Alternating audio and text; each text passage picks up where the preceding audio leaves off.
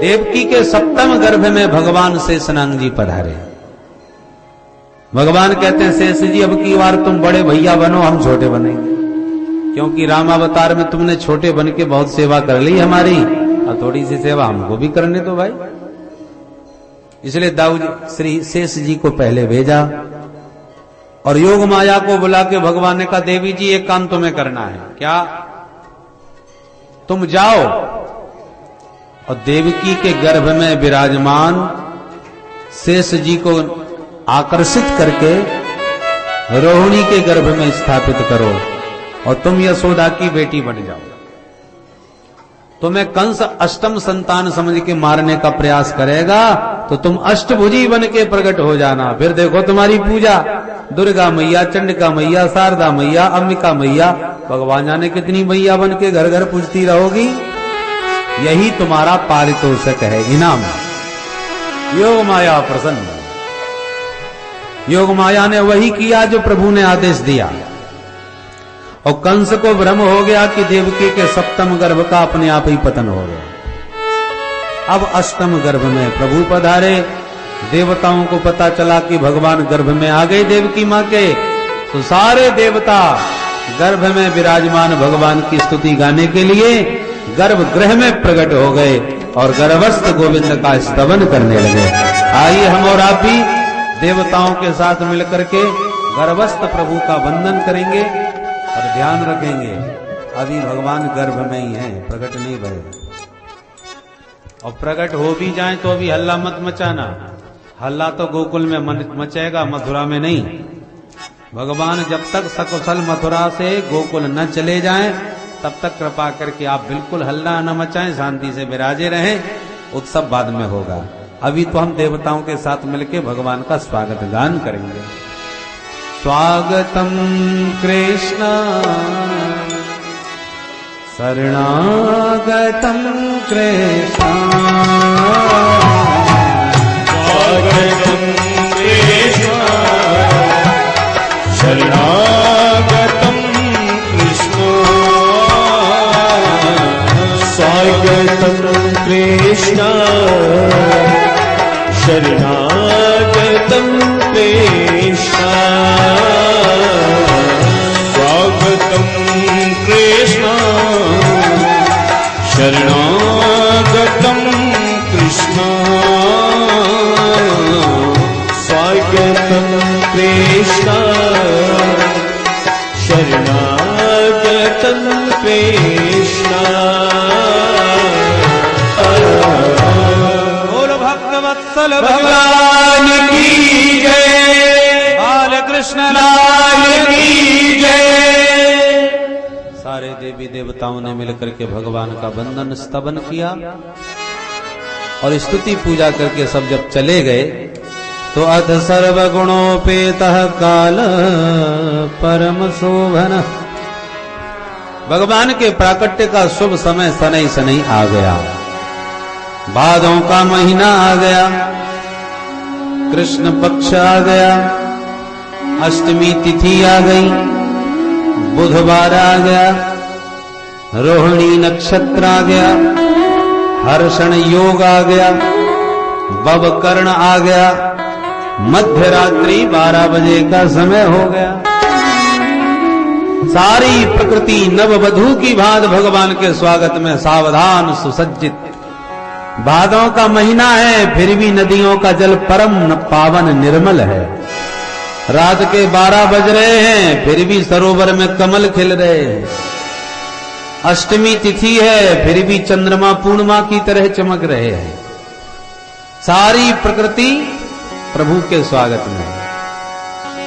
बड़े अधिकारी जब आते हैं तो कर्मचारियों की छुट्टी भी रद्द कर दी जाती है। ड्यूटी पर आ जाओ। हमारे कृष्ण कन्हैया रात के 12 बजे आ रहे हैं तो वैसे तो दिन में खिलना कमल का काम, पर प्रभु रात में आ रहे हैं तो कमल भी रात में खिल के भगवान का स्वागत कर रहे हैं। अष्टमी तिथि पर चंद्रमा आधे नजर आते हैं, पर अष्टमी में कन्हैया आ रहे हैं तो खुशी के हमारे चंद्रमा तो पूरे प्रफुल्लित हो रहे हैं पूर्णिमा की तरह। और दूसरी खुशी एक बात की और भी है कि हमारे वंश में आ रहे हैं, चंद्रवंशी है हमारे कृष्ण कन्हैया। राम जी आए नौमी में तो श्याम जी आए अष्टमी में, राम जी आए दिन में तो श्याम जी आए रात में। सब मामला उल्टा मिलेगा आपको। राम जी दिन में इसलिए भी आए कि सूर्यवंशी थे, इसलिए सूर्य देव को दिन के 12 बजे प्रसन्न किया। और श्याम जी आए रात में क्योंकि चंद्रवंशी हैं। एक बात और, राम जी जब आए तो खुशी के मारे सूर्य भगवान 1 महीने तक टुकुर टुकुर देखते ही रहे। दुनिया नाचती रही और चंद्रमा रोते रहे। भगवान बोले तू क्यों रोता है? बोले महाराज दुर्भाग्य पर रो रहा हूं। क्यों? बोले 1 महीना से लाइन में लगा हूं, ये आगे ही नहीं खिसक रहे, और जब तक ये नहीं खिसकेंगे तब तक हमारा नंबर कैसे आएगा, हम दर्शन कैसे करेंगे। मास दिवस कर दिवस भा मरम न जाना को, रथ समेत रवि थाके निशा कवन विधि हो। तो जब तक सूर्य देव आगे न खिसके तब तक चंद्र दर्शन कैसे पावे, इसलिए रो रहे हैं। भगवान बोले दुखी मत हो, ये 1 महीना रुके तो तुम 6 महीना रुकना, अगला अवतार हम तुम्हारे समय में लेंगे रात के 12 बजे। चंद्रमा खुश हो गया। अच्छा प्रभु अगला अवतार मेरे समय में होना चाहिए, ध्यान रखिए। भगवान बोले ध्यान रखूंगा। अच्छा प्रभु तो इस जन्म में कुछ तो हमको खुशी का एक कारण दीजिए, किस बात पर हम खुशी हो। भगवान बोले एक बात और, हम भले ही सूर्यवंश में प्रकट हो गए, सूर्यवंशी राम हैं, पर तेरा नाम सदा मैं अपने नाम के साथ जोड़ के रखूंगा। लोग मुझे रामचंद्र कह के पुकारेंगे। सोई चंद्रमा खुश हो गया। बस बस महाराज बात बन गई। इस अवतार में मेरा नाम स्वीकार किया, अगले अवतार में काल का ध्यान रखिएगा। तो उसी ध्यान को रखते हुए भगवान रात के 12 बजे चंद्रमा को प्रसन्न करने आए हैं। एक कारण और भी हो सकता है। क्या? बोले राम जी हैं राजकुमार, दिन दहाड़े चले आए, और श्याम जी नंबर 1 के महाचोर, और चोरों का सबसे बढ़िया समय रात के 12 बजे का, इसलिए चौराग्रगण्य भगवान कृष्ण कन्हैया रात के 12 बजे है। अथ सर्वगुणोपेतः कालः परम शोभनः, सारी प्रकृति गोविंद के स्वागत में सुसज्जित हो गई। बबौ वायु सुख स्पर्शः, शीतल मंद सुगंध समीर सनई सनई प्रवाहित हो रहा है। अग्निहोत्र की अग्नियां प्रज्वलित हो गईं, और ऐसी शुभ वेला में भगवान देवकी वसुदेव जी के सन्मुख बंदी ग्रह के मध्य चतुर्भुज नारायण बन के प्रकट हो गए। वो लक्ष्मी नारायण भगवान की जय। देवकी वसुदेव ने तुरंत प्रणाम करके भगवान का वंदन किया, स्तवन किया। वसुदेव जी कहते हैं वेदितो से भगवान साक्षात पुरुषः प्रकृते पर, मैं जान गया आप प्रकृति से परे परम पुरुष परमात्मा ही प्रकट भय हो मेरे सामने। देवकी मैया इशारा करने लगी, जो बात करनी है जल्दी कर लो, कहीं मेरा भैया ना आ जाए। तो भगवान हंस के बोले मां आप बिल्कुल न डरिए, मामा जी आते हैं तो आने दीजिए, मेरे हाथ में भी तो सुदर्शन है। तो जब तक सुदर्शन का दर्शन हो रहा है तब तक डरने की आवश्यकता नहीं, और जब बेटा बन जाऊं तब मेरा ध्यान रखना, तब तक जो कहना है कहो। तब तो देवकी मैया भी हाथ जोड़ के स्तुति गाने लगी। प्रभु मेरे को तो एक ही आश्चर्य हो रहा है। क्या? बोले सारे संसार को जो अपने पेट में धर के सो जाता है प्रलय के बाद, वो इतना बड़ा परमात्मा मेरे पेट में कैसे आ गया, कैसे समा गया, यही सोच सोच करके आश्चर्य करते हैं। ब्रह्मांड निकाया निर्मित माया, रोम रोम प्रतिवेद कहें, सो मम उर्वासी यह उपहासी, सुनत धीर मति थिर न रहे। वही सारे संसार को पेट में धरने वाला परमात्मा मम उर्वासी, मेरा उदरवासी बन गया, यही सोच के मुझे बड़ा आश्चर्य होता है। भगवान हंसने लगे और बोले मां मुझे बेटा बनना तो आपने रामावतार में बहुत अच्छी तरह सिखा दिया था, तो बेटा तो मैं पट से बन जाऊंगा, पर एक बात बहुत जरूरी कहनी थी, इसलिए 4 हाथ वाला बन के आया हूं। क्या आज्ञा प्रभु? बोले मां जैसी बेटा बनूं मुझे तुरंत यहां से लेकर के गोकुल में नंद भवन में छोड़ा।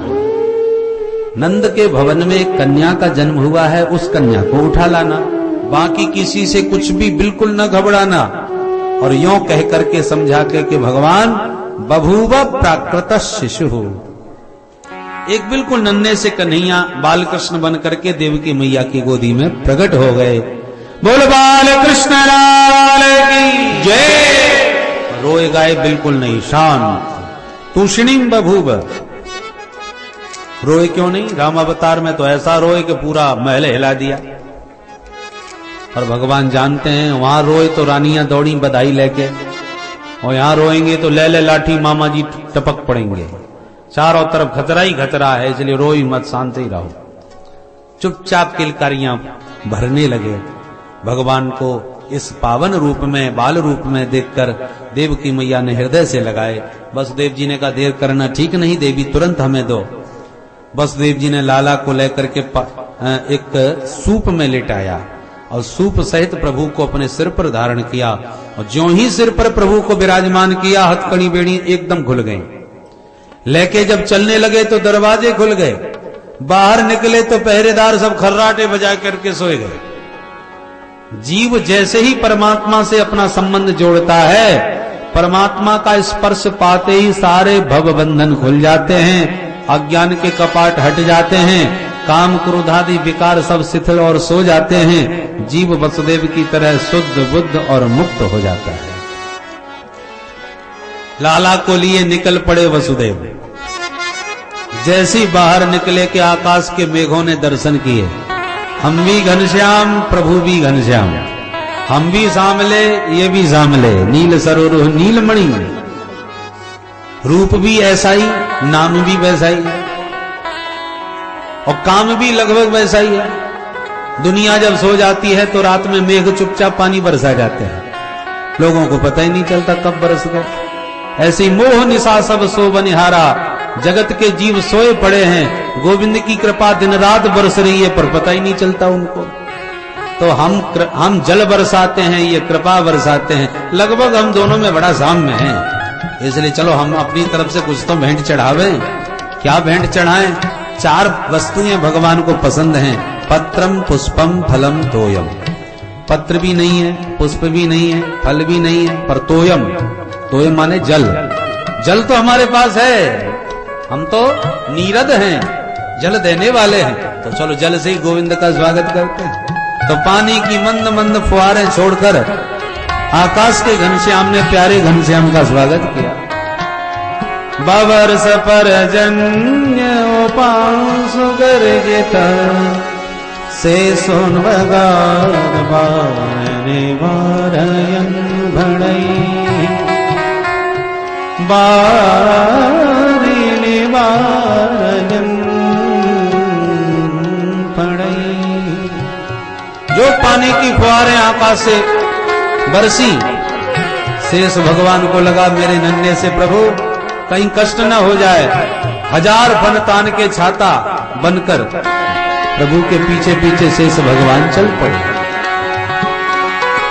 जैसी वसुदेव जी जमुना के तट पर पहुंचे प्रभु को लिए कि जमुना महारानी ने अपने होने वाले प्रियतम के दर्शन किए। कालिंदी कन्हैया की होने वाली पटरानी बहू रानी है। सोचने लगी यही मेरे होने वाले पति परमेश्वर हैं, पहली बार आ रहे हैं, कम से कम चरण तो छू लूं। तो जमुना जी में चरण छूने के लिए उमड़ करके बाढ़ आने लगी। जमुना का जल सनई सनई बढ़ते बढ़ते कंठ तक आ गया। वसुदेव जी घबराने लगे, अब क्या होगा। प्रभु समझ गए देवी जी को चरण छूने की पड़ रही है और पिताजी हमारे पूरे डूबे जा रहे हैं। तो तुरंत अपना पादारविंद नीचे को लटका दिया और प्रभु का चरण स्पर्श होते ही तुरंत पाद प्रक्षालन करके वसुदेव जी के घुटनों के बराबर जमुना जी हो गए। बोले जमुना महारानी। एक संत कहते नहीं, जमुना जी में बाढ़ इसलिए आई कि वो अपने प्रियतम का मुखारविंद निहारना चाहती थी कि कम से कम मुंह तो देख लूं मेरे स्वामी जी कैसे हैं। पर जैसे मुंह देखने को उमड़ी जमुना तो प्रियतम का तो मुख दिखा नहीं, ससुर जी की दाढ़ी पहले दिखाई पड़ गई। तो ससुर जी को देखते ही बेचारी शर्मिंदा होके उनके चरणों में झुक गई। बोले जमुना महारानी की जय। एक संत कहे नहीं, जमुना जी में बाढ़ आई अपने प्रियतम से मिलने के लिए। तो प्रियतम से मिलने को जो उमंग उठी जमुना में, तो भगवान ऊपर थे। भगवान ने ऊपर से बैठे बैठे एक लात मारी सिर में। शर्म नहीं आती? पिताजी हमारे गड़े तुम्हें मिलने की पड़ी है। ससुर जी का कोई संकोच नहीं है। सोई बेचारी चरण प्रहार होते ही ससुर जी के चरणों में झुक गई। बोल जमुना महारानी की जय। ऐसे जमुना पार करके वसुदेव जी नंद भवन पहुंच गए। धीरे से जाकर के लाला को सुला करके लाली को उठा लिया और वापस जैसी लौट करके आए मथुरा। जेल खाने में जाते ही हथकड़ी बेड़ी फिर लग गई, किवाड़ फिर बंद हो गए और कन्या इतनी जोर से गला फाड़ के रोई कि जितने पहरेदार थे सब एकदम जाग गए। अरे 8वां हो गया, चलो महाराज को खबर करो। दौड़े भागे, कंस को समाचार दिए। कंस रात में ही सुनते ही समाचार भागा और जैसे ही जेल खाने में भीतर घुसा तो देवकी की गोदी में लाला की जगह लाली को देखा तो बड़े चक्कर में पड़ गया। ये बेटा की जगह बिटिया कैसे हो गई? पर मैं छोड़ने वाला नहीं। 8वां कोई भी हो, बेटा या बेटी, मैं छोड़ूंगा नहीं। कन्या को जबरदस्ती देवकी से छीन लिया, आकाश में घुमा दिया। घुमा करके मारने वाला था कि हाथ छुड़ा करके कन्या अष्टभुजी बन के प्रकट हो गई। हे पापी, मुझे क्या मारेगा? तुझे मारने वाला तो पैदा हो गया। ऐसा कन्या बोली। कंस कांप गया। बहन जी जल्दी बताओ कहां पैदा हुआ है, किस घर में, किस नाम से? कन्या बोली पूरी जन्मपत्री नहीं बताऊंगा, अपने आप ढूंढ लेना, तेरे आसपास ही पैदा हुआ है। मां यत्र क्ववा पूर्व शत्रु मां हिंसी कृपणान वृथा। व्यर्थ में बच्चों को मत मार, तेरा मारने वाला आ चुका है। यों कह के देवी अंतर्धान। कंस बुरी तरह घबरा गया, देवकी के चरणों में गिर गया। बहन जी माफ करना, जीवन में पहली बार पता चला आकाशवाणी भी झूठ बोलना सीख गई है। इसी आकाशवाणी ने कहा था कि तेरा लाल मेरा काल बनेगा, इसलिए मैंने तेरे कितने लाल मार दिए। माफ करना बहन जी, मेरे से बड़ी भारी भूल हो गई। और यों कह के देवकी वसुदेव को बंधन मुक्त करके कंस गया अपने घर। अब नंद भवन में क्या हुआ वो जरा ध्यान से 5 मिनट में सुनिए। यहां से नंद भवन की ब्रज कथा प्रारंभ होती है। अब ब्रज की कथा आपको ब्रज भाषा में ही सुनाते हैं। बोलो राधे राधे। राधे राधे। नंद बाबा 90 साल के डोकरा है गए, पर छोरा छापरो कोई ना भयो। बोलो राधे राधे। राधे राधे। जसोदा मैया 80 साल की बुढ़िया। एक ही कष्ट है मन में कि लाला ना है, कोई छोरा छापरो ना है। एक दिन संतन की मंडली आई। नंद बाबा ने सबन को घर में बुलाए करके चकाचक खीर मालपुआ रबड़ी छनाई। खाए पी करके महंत जी डकार लेके बोले नंद बाबा पुत्रवान भव। सोई नंद बाबा गदगद होके बोले महाराज जी आप बुढ़ापे में का आशीर्वाद दे रहे हो, 90 साल को डोकरा है गयो, अब तो छोरा छारा को भयो ना है, अब या बुढ़ापे में का है जाए वो। महंत जी बोले तेरे कोई लाला ना है। नंद बाबा बोले महाराज अब तक तो भयो ना है, अब आगे पतो ना है। महंत जी बोले तो सुन ले बाबा, हमारो आशीर्वाद है, जब ताई तेरे घर में छोरा ना है जाएगो तब तक हम तेरो घर छोड़वे बारे ना है। क्या करोगे महाराज? अरे जमुना के किनारे मंत्र जाप करेंगे, अनुष्ठान करेंगे, पुरस्चरण करेंगे, गोपाल संतान को जाप करेंगे, देखे छोरा कैसे ना होए। तू तो बस यूं ही रबड़ी छनाए जा, घुटाए जा, तू भोजन करा हम भजन करें, फिर देखें छोरा कैसे ना होए।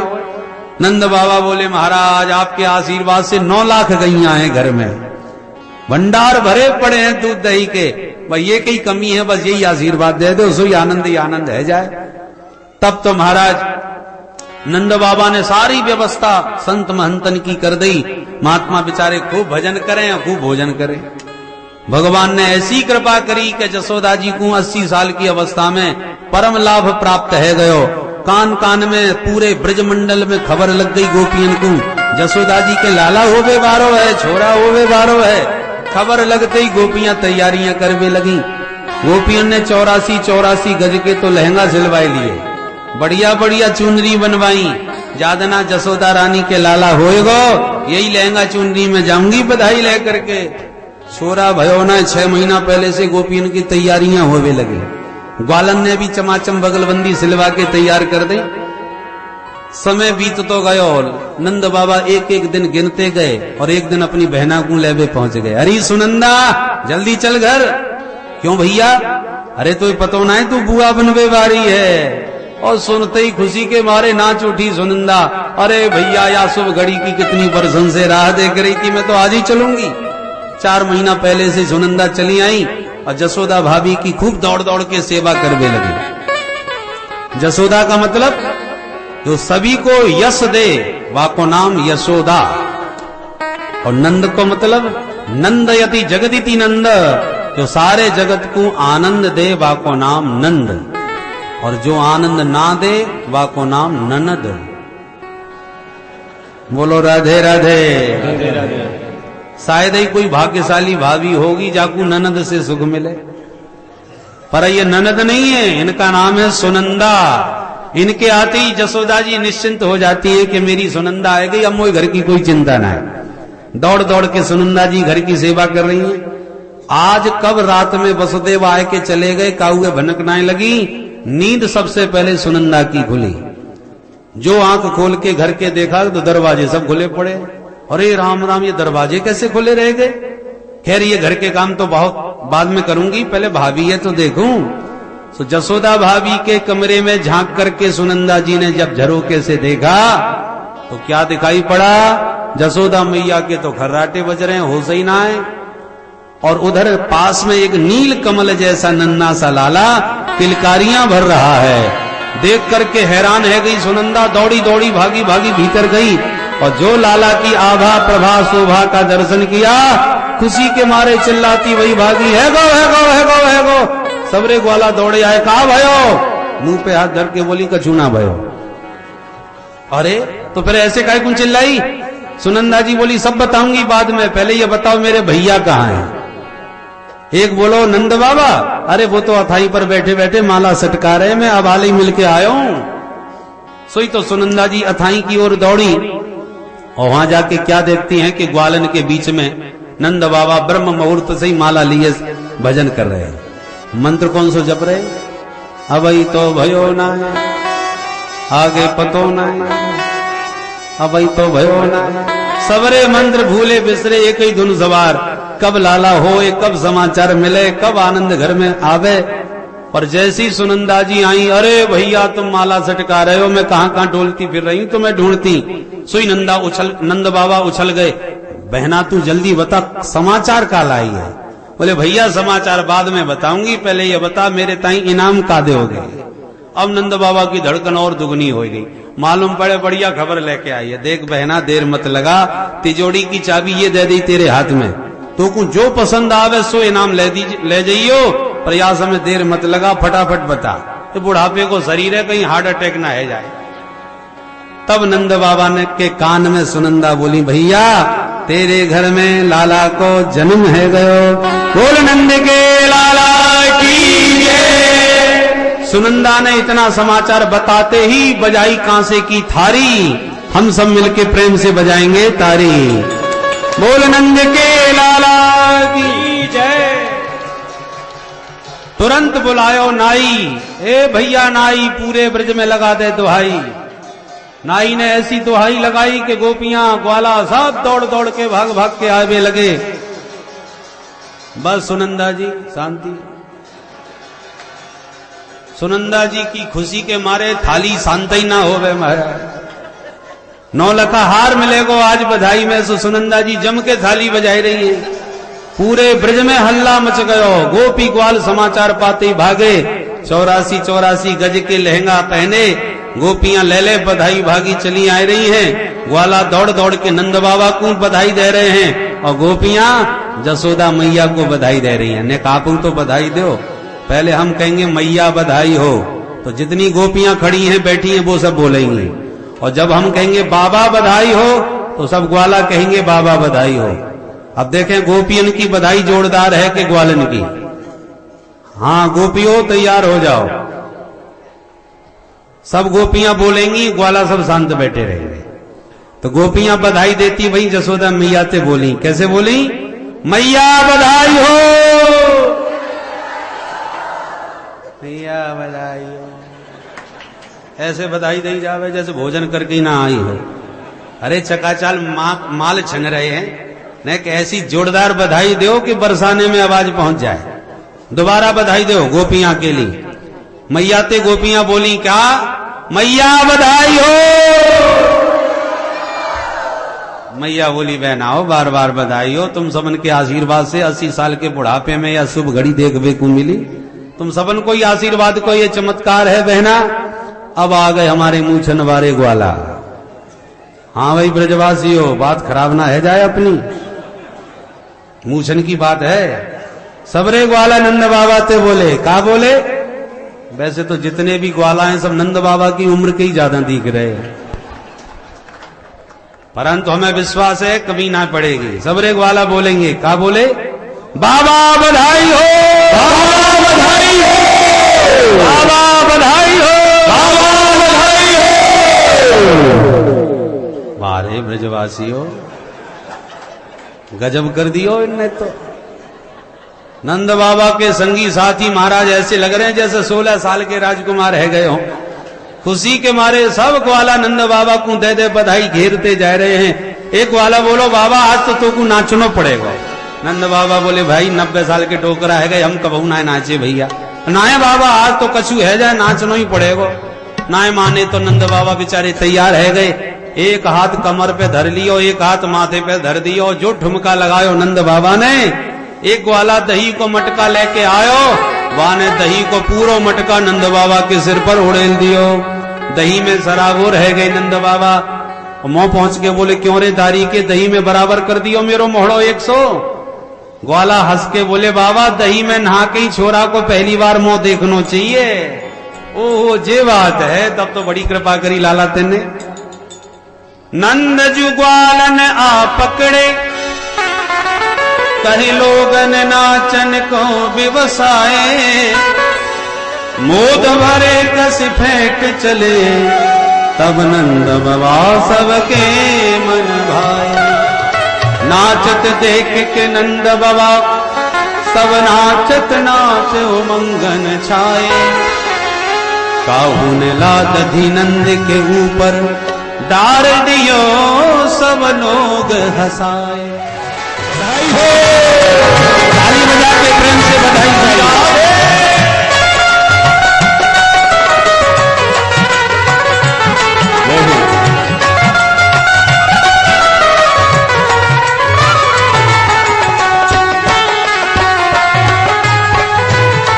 बधाई हो। कन्हैया झूले पलना, एक धीरे झोटा दीजो। कन्हैया झूले पहले नानक धीरे जोटा दीजो। मेरो लाला झूले पलना, एक धीरे झोटा दीजो। मेरो लाला झूले पहले नानक धीरे जोटा दीजो। एक धीरे झोटा दीजो, एक होले झोटा दीजो। एक धीरे जोटा दीजो, एक होले जोटा दीजो। धीरे झोटा दीजो, एक होले झोटा दीजो। एक धीरे जोटा दीजो, एक होले जोटा दीजो। मेरो लाला मेरो कान्हा कन्हैया एक धीरे झोटा दीजो। कन्हैया झूले पहले नानक धीरे जोटा दीजो।